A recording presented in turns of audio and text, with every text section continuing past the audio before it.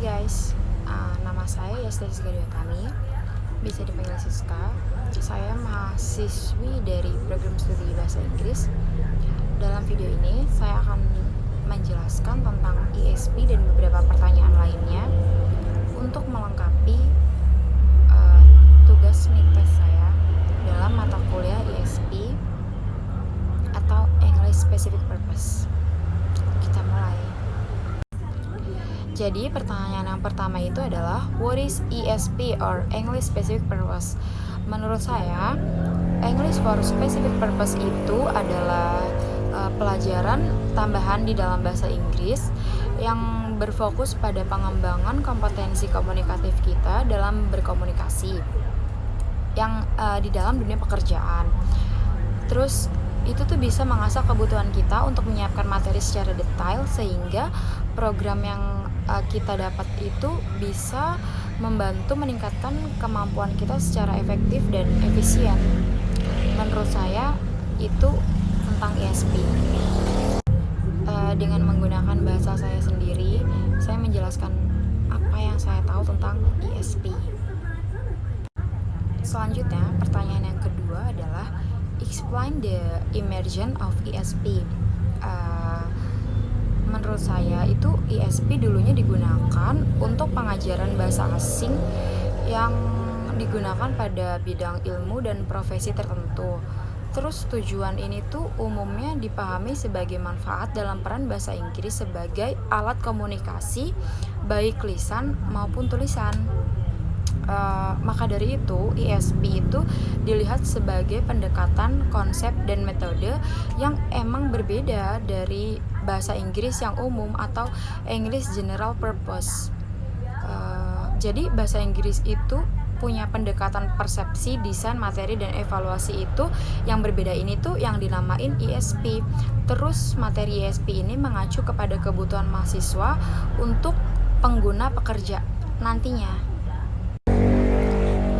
Pertanyaan nomor 3 itu yaitu elaborate the characteristic of ESP. Jadi beberapa ahli dalam ESP itu memberikan ciri-ciri atau karakteristik untuk ESP ini dalam pembelajaran bahasa Inggris yang beragam. Yang pertama, ESP itu dirancang untuk memenuhi kebutuhan pembelajaran.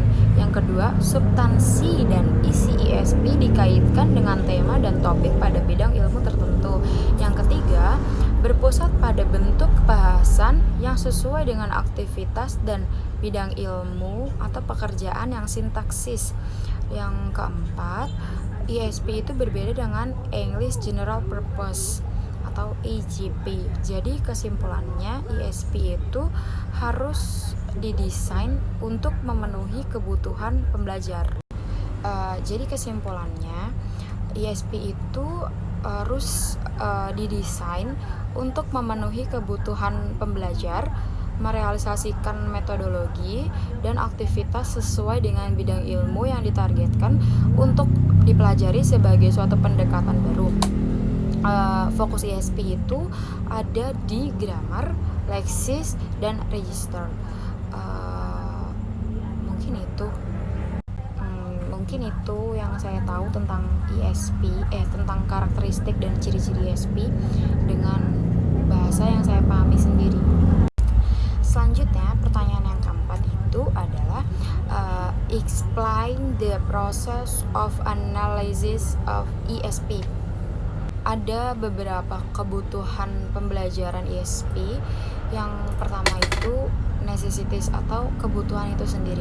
Kita bisa mengartikan itu sebagai jenis kebutuhan yang ditentukan oleh tuntutan target situasi, yaitu apa yang pembelajar harus tahu agar dapat berfungsi secara efektif sesuai sasarannya.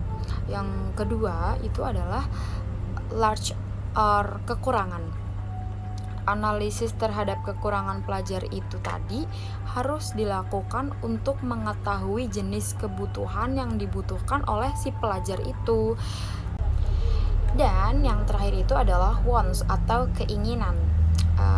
sejauh ini tuh kita hanya memenuhi kebutuhan pelajar tuh hanya dari kebutuhan objektifnya aja, di mana siswa tuh berperan pasif, padahal siswa itu memiliki pandangan seperti apa, kebutuhan apa yang mereka butuhkan gitu. Dan kebutuhan itu adalah gambaran yang didasarkan pada data yang berkaitan dengan diri mereka dan lingkungannya. Dan pertanyaan yang terakhir adalah explain the difference of characteristic between English general purpose and English specific purpose. Menurut saya, kalau dilihat dari segi usianya, ISP itu biasanya yang menggunakan itu adalah orang dewasa atau orang yang telah mempelajari bahasa Inggris umum baik di tingkat perguruan tinggi maupun di SMA-nya atau dalam memang situasi pekerjaannya. Sedangkan English general purpose itu yang menggunakan itu cuma bervariasi dari anak-anak sampai orang dewasa. Terus yang kedua, pelajar ISP itu mempelajari bahasa Inggris yang sesuai dengan kebutuhan dari masing-masing jurusan. Sedangkan English General Purpose itu mempelajari bahasa Inggris itu secara umum, yang mana keempat skill dari bahasa Inggris itu ditekankan secara merata. Dan yang terakhir itu adalah ISP itu difokuskan pada konteks lexiks, sinteks, semantik, dan discourse. Sedangkan English General Purpose itu tidak hanya fokus pada 4 itu tadi, tetapi juga fokus pada fonologi dan morfologi. Menurut saya differences between ISP dan IJP itu tadi. Okay, thank you, and I think that's all tentang 5 pertanyaan tadi untuk nilai mid test ISP kali ini. Hopefully I won a good score, sir. I'm sorry for my mistakes. Assalamualaikum warahmatullahi wabarakatuh.